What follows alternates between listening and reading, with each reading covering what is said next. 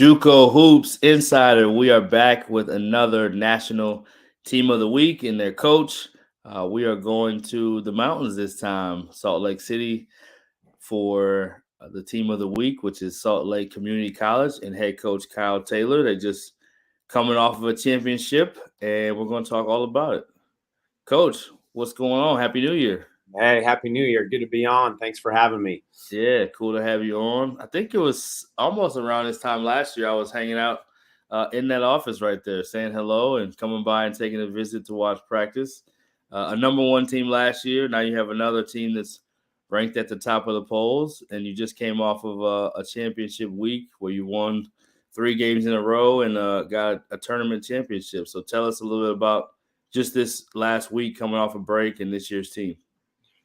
Yeah, no, it was a fun week down in Mesa. They do a fantastic job at Mesa Community College running that event. And Salt Lake's been fortunate to be a part of that event from the start. I think we've played in every single Fiesta Bowl or Mesa Bowl holiday shootout that they've had down there, and it's awesome coming out of Christmas break and just having all the guys fly right into Phoenix, and the weather's warm. You hop off the plane and it's 75 degrees and sunny, and I think our guys have played well given the weather and given the gym and the opportunity. And so a lot of good teams in that event this year, just like every year. And we were fortunate to find a way to win 3 games in 3 days. Yeah, and the big one that people would naturally talk about is the game against South Plains, rated number 14, I believe, in the country. What was that particular game like, and what did you see out of your team in that one? Yeah, South Plains has got a really good group, a lot of talent throughout, and Hayden's doing a good job coaching them down there. And yep. We've lost every time we played South Plains prior to this past week, so it was good to finally get a win against the Texans. And we played really, really well in the first half and built a 12-point halftime lead, and just kind of hung on through the second half. It was a wild last 2 minutes. I think we both hit some big shots and both had some critical turnovers, and it was a physical game, and we were very, very fortunate to get a stop with 1.9 seconds left and hang on for a 1-point win. So we've had some really good games down in Mesa. Indian Hills last year was very similar to that, and so it was good to come out on the winning end of a really good game with a team that I know will be in Hutch come the end of the year. Yeah, and then right before the break, you guys played. Speaking of Indian Hills, you played them, took a loss to them. Another highly rated team, was number 1 at one point this year. What are you learning about your team and playing in all these high level games against other national, top tier talent? Yeah, we're fortunate that between our non-conference and our conference schedule, we get to play a lot of ranked teams. Yeah, and I think that's important. I think that's important for getting a sense of where your group is at. I think it's important to be battle tested. I think it's good for the polls. It's good for national JUCO for teams from across the country. I mean, I give a lot of credit to Florida Southwestern for coming out to Utah and playing 3 games. And I know there's a lot of teams that are willing to travel and play places. And I think our league, in particular, Region 18 in the Scenic West, has done a good job of not shying away from big games. CSI has hosted a number of good teams like Odessa and Lee and Laramie County up at their place. And we've played Florida Southwestern and South Plains, and Snow's played Florida Southwestern and South Plains, and USU Eastern's played everybody. I mean, they've played Odessa and Midland and Florida Southwestern, and they've had to play us and Snow and CSI. And so I think our league's doing a good job of putting ourselves out there and playing in high-profile games. And hopefully, come the end of the year, the committee sees that our league's done what we've said we wanted to do and play the best and give ourselves a chance. Yeah. How does that? So most of people are familiar with the Division I level and how that works as far as playing a heavy schedule. How does that benefit your team in junior college? And obviously, there's at-large bids. Some people may not be aware of that. How does that play into the role of those decision makings at the end of the year, and how do you hope that it plays in? Yeah, I think it benefits our team just in being in close games. I think of this past week in Arizona, we learned a lot about our group, and there's definitely some things we need to clean up. We need to be better in press offense than we were. We learned that you can't move with the ball on a dead ball out of bounds. We had a traveling call, 9 seconds left. I think we learned a valuable lesson that some of our guys knew and some didn't, that you have to actually get the ball into the front court with possession, 10 seconds. We had a 10-second violation where we threw the ball into the front court before 10 seconds, but we didn't secure it and have possession of it in the front court. So I think you learn some things like that. We've got to rebound the ball better down the stretch of games. I think overall we're rebounding at a really high level, but for whatever reason, the last 2-3 minutes of the game, we're not rebounding at a great level and giving up some critical offensive rebounds against CSI and South Plains and even San Bernardino Valley. And so I think those are things that you learn. And now we have 2.5 months before Hutch to work on those things and figure out what our press offense needs to be and how we want to attack things and get the ball across the court. And so, if you don't play close games, if you don't play good opponents, you don't learn those things, you don't make those mistakes, and you don't have opportunities to teach and grow. So I think that's the benefit of it,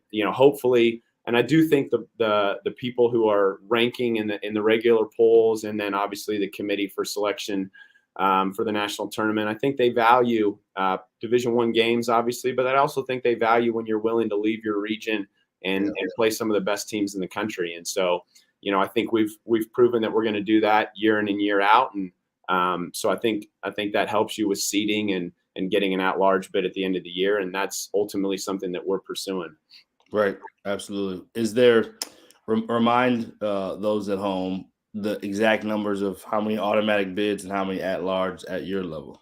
Yeah, there's 24 teams that make the D1 JUCO national tournament in Hutchinson, Kansas. And there's 16 district winners.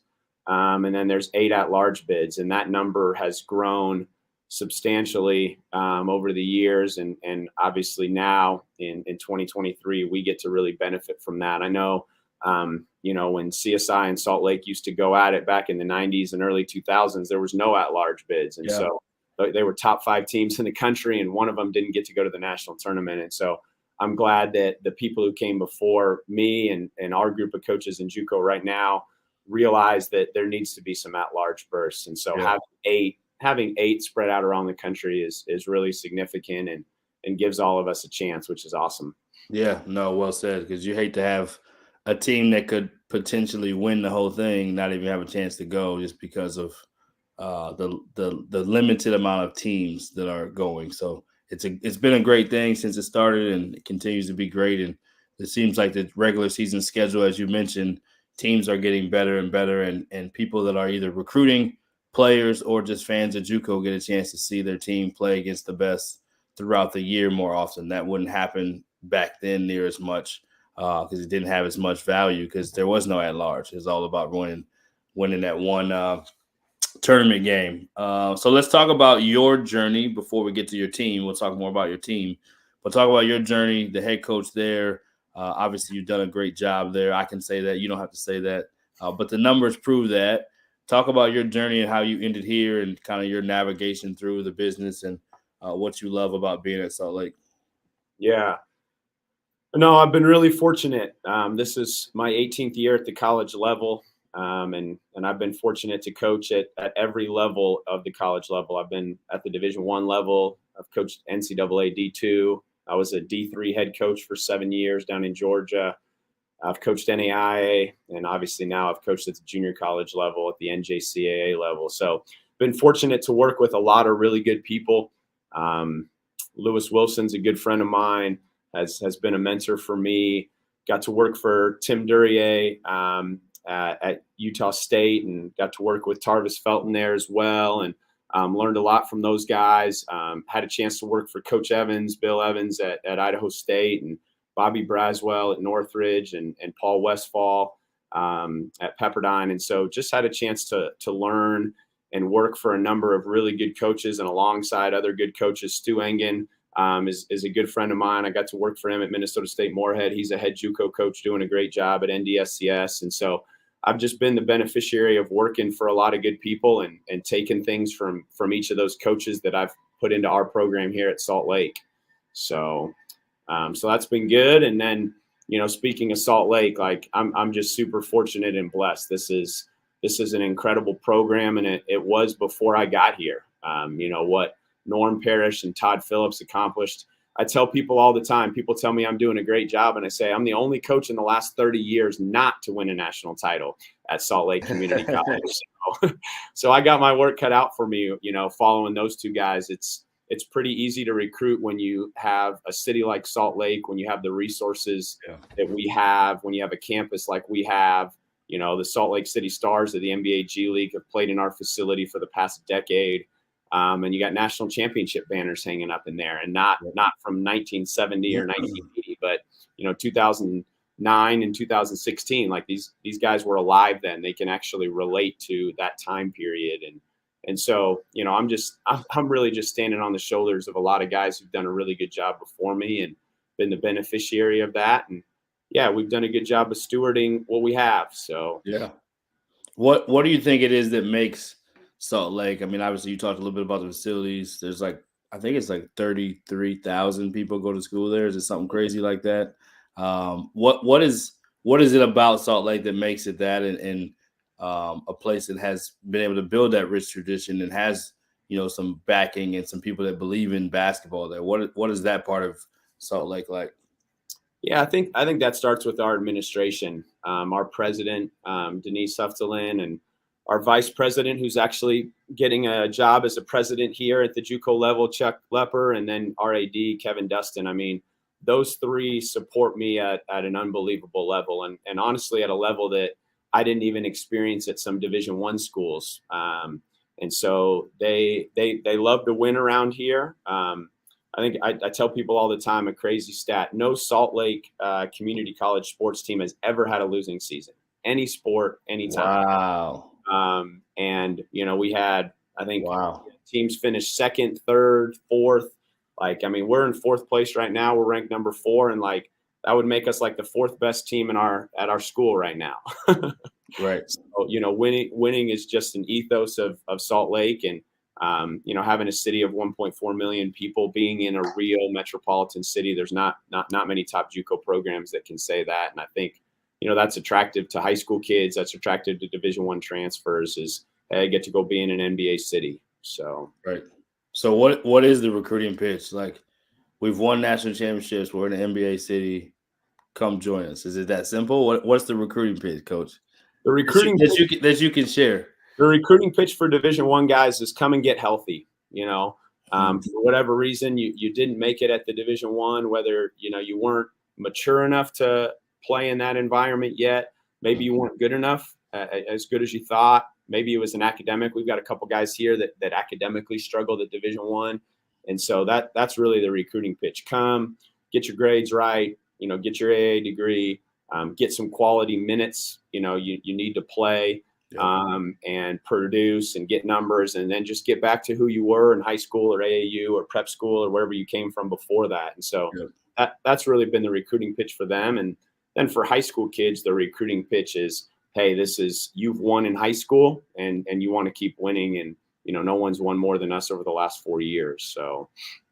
Yeah, pretty simple. Pretty simple. What about the culture as far as you as a coach and your staff? Coach CJ, what makes up the culture of Salt Lake basketball, kind of on the floor and behind the scenes? Yeah, no, I'm super fortunate. I've had a ton of great assistants over my 4 years here, and as any coach knows, those guys are probably more important in the recruiting process and bringing the right guys in, and then keeping them happy, keeping them eligible, keeping them on the right path. And so, for me this year, CJ Killen and Cam Clark are two fantastic assistants. And I really think for us, our culture is just excellence. And we emphasize that almost every single day, whether it's academics, whether it's keeping your room clean at the house, whether it's showing up on time, even practice habits. We want to pursue excellence in everything that we do.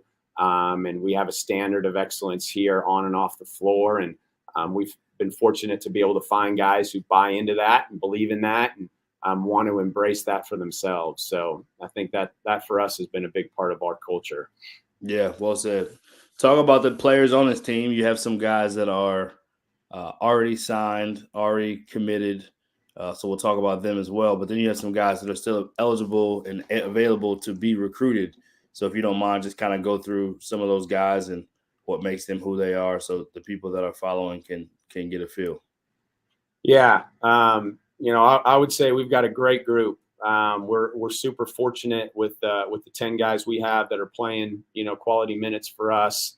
And as a coach, you really are only as good as your players. You can diagram any play you want. You can draw up anything defensively, but if your guys can't do it, then it doesn't really matter. And so I've definitely been the beneficiary of having great players here at Salt Lake, and obviously this year's no different.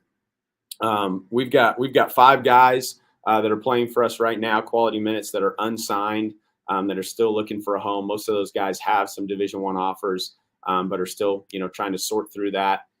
So Tyson Garf is a 6'6" shooter, phenomenal player for us. Has just great length and awareness on the court, and is a 40+% 3-point shooter, making 2 a game. And so he was really good for us in the championship game. He had 15 points against San Bernardino Valley and hit some big threes for us to get us rolling and help us build a big lead in the second half.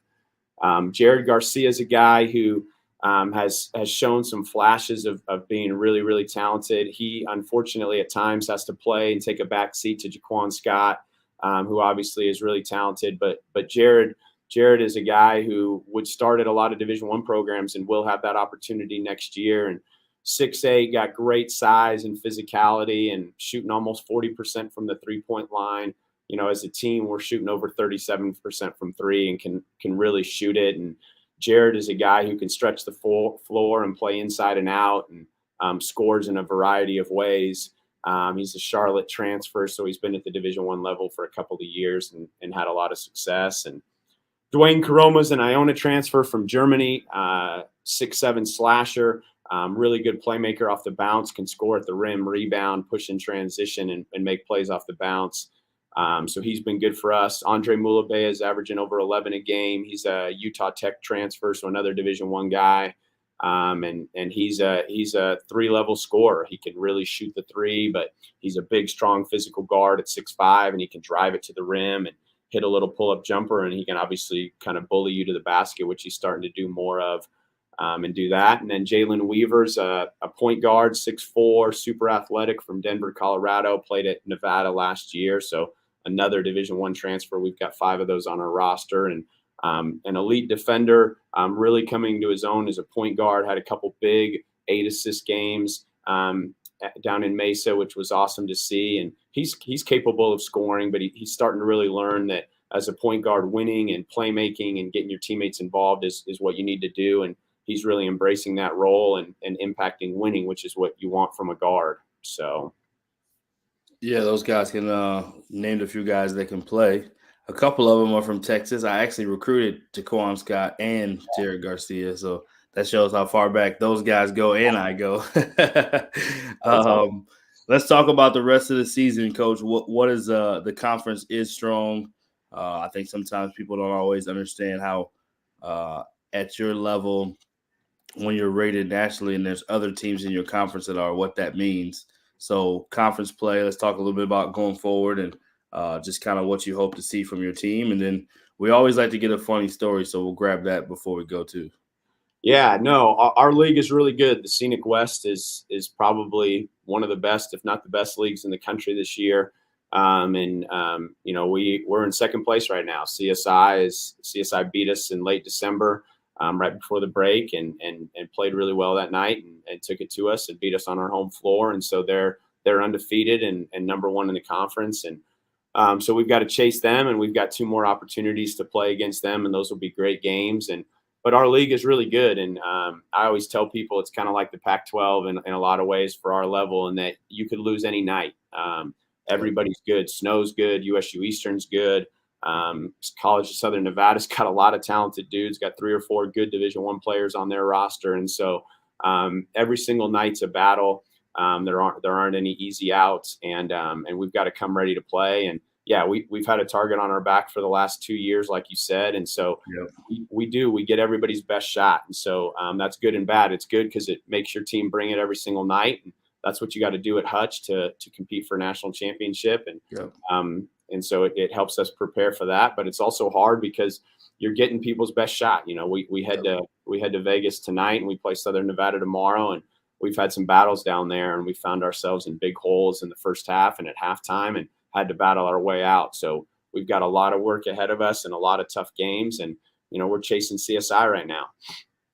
Yeah, you said you play them 2 more times. Do you always play them 3 times in conference play, or is it just one of those was non-conference? No, we do. We play everybody in our league 3 times. They used to play 4, and they used to play Friday, Saturdays back to back. So I don't know how Saturdays went. I'm sure there were a lot of technical fouls and a lot of I would say so. Any level of basketball, if you're playing somebody back to back nights, there's going to be a lot the second night riding on it. Yeah. So it's better than it used to be. We've dropped from 4 to 3, and we're not playing back to back nights anymore. But I'm hopeful we can go from 3 to 2 and give ourselves a chance to play some more non-conference games in the future. But that's a bigger discussion with ADs and presidents down the line. But 3 times, so a lot of times against the same team over and over again. For sure. What do you say to the new day and age, the transfer portal? I think most people, right, wrong, or different, understand there's benefits and there's pluses on both sides, right? So transfer portal aside, junior college recruiting is affected a little bit by the transfer portal, but at the same time, junior college players are going on to the next level and having a ton of success still. So what is a part of your kind of recruiting pitch when people are confused about, well, you can't go JUCO because the transfer portal is only the place Division I's want to recruit from, et cetera, et cetera? Yeah, no, you definitely hear that narrative from different people. I don't think that narrative's true. And I think if you look at, the top tier of Division I JUCOs, we're sending guys on to Division I every single year. We've been fortunate enough. We've sent 26 guys to Division I in the 3 years that I've been at Salt Lake. And so our guys are not being affected by that. And honestly, I think, and I've started to see this more this year than any other year, but if you're a Division I coach and you want a player who's experienced, yes, you go to the transfer portal, but a lot of kids that are coming out of the transfer portal aren't healthy. They're not healthy mentally. They're not healthy in terms of their game. They're not healthy academically. And so we've really been able to communicate to Division I coaches and starting to see the fruit of that this year, that get a guy from Salt Lake because he's been Division I, so he's got that experience on his resume. But now he's healthy, and now he's academically in a good spot, and he's had a great year and put those numbers back up. And so you're getting a guy who's played Division I, which you want, but you're also getting a guy who's not maybe broken or not sure of his game or hasn't proven himself recently. You're getting a dude who's played 25 minutes a game and competed for a conference and national championships. So we've actually really benefited from the transfer portal, and I think we'll continue to do that. Yeah, I like that concept of being healthy, and basically what you're speaking to is the momentum of that player is riding this way versus either flatlining or kind of going the other way. It's not that the talent isn't there. It's not that the ability may not be there, but it's just where they are at their current state may not be trending up. They may be questioning themselves. They may not have played a very big role. They may actually have an injury. So that's a great point that you speak to. And I think that you can see that there's more and more guys having success that are being celebrated. I think the transfer portal still has its benefit, but I think more people are starting to understand if you're not after that first tier goes through the transfer portal of those kind of bigger names of guys who have really produced at a high level and they are healthy to go to the next place. After that, it's like, okay, let's make some really good decisions here on what we do next. And it seems like more and more programs that are familiar with junior college, comfortable with junior college, are going back more to that way and even signing good players early. You have some guys that have signed early. Talk a little bit about that real quick before we get into our funny story. Just your guys that have signed early, what did you kind of see in that process that people were attracted to for junior college? Yeah, we had 5 guys sign early. It's the most we've ever had. In fact, we've only had one other player in my 3 years sign early. So, but I do think you're seeing that as a trend. And the top tier of Division I coaches and programs are wanting to get a good JUCO player early, and so Jaquan Scott signed with Mississippi State in the SEC. Hunter Erickson signed with Utah in the Pac-12. Alejandro Vasquez signed with a really talented UAB program who's winning 30 games a year, and AK is doing a fantastic job there. And then Tanner Cuff signed with Evansville, which I think was a great decision for him in the Missouri Valley, and a new coach there, and David Ragland, and then Jackson Pollard signed at Queens University of Charlotte. And I mean, shoot, that guy's got to be, Grant Leonard's got to be up for National Coach of the Year right now. They're like 11-3, transitioning from D2 to D1 in their first year. And so, I think for our guys, I'm excited for them. It takes some pressure off of them. And our guys have said that, they can just focus on winning a little bit more. Yeah, they still want to get points. They still want to have numbers. They still want to be successful. But there's not that oh, who's in the gym? You're looking around. Who's calling? Oh, I only had 14 last night. And, someone's there watching me play. And so it takes a little bit of that pressure off. And then I think from a Division I standpoint, I think there's value. And, yes, those guys, all those schools are still going to probably grab a guy out of the transfer portal. But I think it's, I think they know that they've got a good, solid JUCO player, and somebody who's got experience and age and maturity and can help them next year. So. Yeah. Did you find that when coaches came in to, 5 guys early is a lot back in the day or now? So especially when 3 of them are NCAA tournament caliber programs, 2 of them are, Power 5, all of them are winning programs and winning conferences. So I guess I would ask, what did you find when those coaches were having conversation with you? Because I'm sure those kids had options of other places to possibly sign early too. What did you find and the people were valuing in JUCO players still to sign them early? Yeah, I think across the board, I think winning was the biggest thing, and saying, hey, we want to get guys from winning programs who haven't experienced winning. And I think sometimes in the transfer portal, you can get a really good player, but maybe he's not been a part of a winning program. That's why they're transferring to your place. And so I think that stood out to me is a lot of these coaches, Evansville in particular, Queens, new first year head coaches wanting to establish programs and cultures. They really emphasized getting guys who are winners and know what it takes to win and been a part of winning programs. So I think that was probably the biggest thing for me. Yeah, that's good for guys to kind of get back to that when it comes to junior college, because that is one part of the transfer portal. You may have some great numbers, you may have that experience, but you may not have been a part of winning. And there's no substitute for that when you've been a part of it. You know what it's like at that level, because, it happens quick. So we'll end with funny story. It can be a family story. We'll let you shout out your family, even if they're not a part of the story. But you can tell a funny story, whether it's a dad story or a coaching story or early career story, or this happened earlier this year, whatever you got for us. Yeah, we like to throw you on the spot. It's okay, Coach. Most funny JUCO stories probably aren't appropriate for any audience. No doubt. I told my wife Shannon that someday I'm going to write a book, and I think we could make a pretty good movie out of the last 4 years at Salt Lake Community College. But I think for me, one of the things that I enjoy about coaching at the JUCO level, but also as a challenge, is just the chaos that comes a lot of times, with coaching at the JUCO level. And so, that could be, we're playing at NJC this year and we show up to the gym. Fortunately, our hotel's like 5 minutes away, and 4 guys are in white uniforms and 5 guys are in black uniforms. And it's like, I thought we were pretty clear on what color we were today, but we're going to figure that one out. And, we've had blow-ups at shoot around.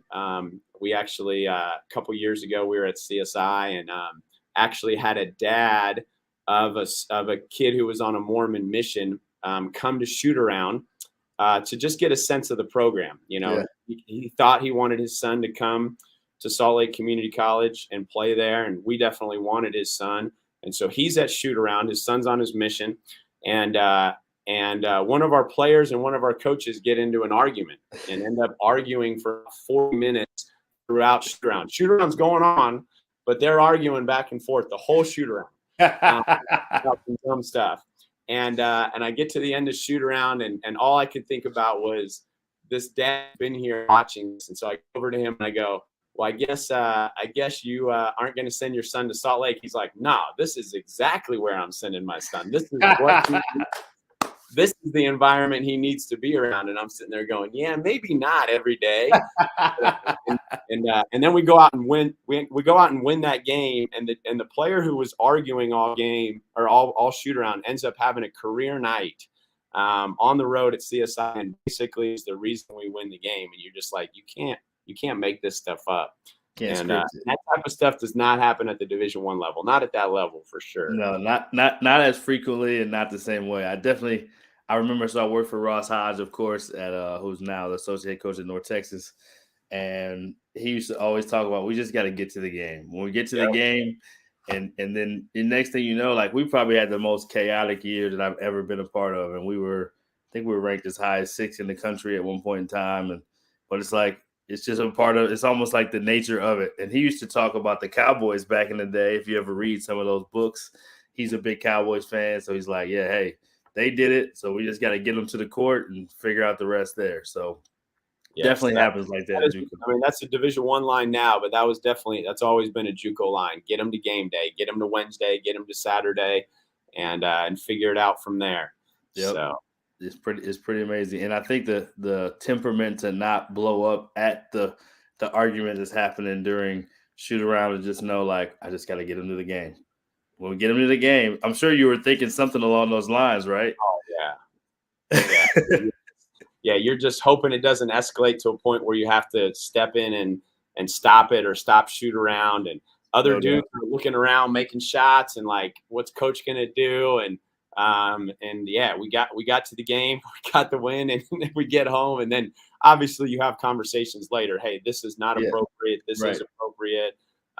These are things that got to get done better. And that's, I think, a big part of it too. Is your standard at the end of the day is high, but they're junior college players and they're there for a reason, and they've got things that they've got to correct. And so you're just incrementally trying to build them up as a player and a person, and help them grow in their character and help them grow in their decision-making and maturity. And so it is fun to watch that maturation process. And sometimes it's a little slower than you want it to be. And sometimes it happens quicker than you want it to be. And, this group's no different. We got to still mature in a lot of ways. You and I were talking about that before we came on the air, and we got to finish up what's going on. So we got to continue to get better and grow, and we'll do that in time.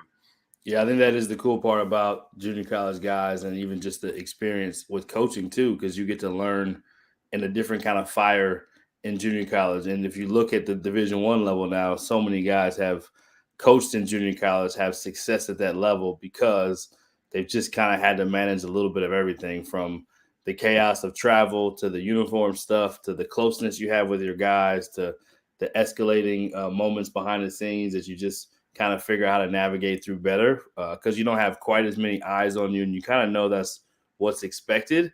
When you get Division I, sometimes you kind of forget about that. So those that have that JUCO experience, and JUCO players have a different kind of hunger and resolve to kind of get through some stuff. So we're big proponents of junior college here, so we want to keep celebrating it. We appreciate you taking the time, Coach. We'll give you any last words for you go, and best of luck the rest of the season.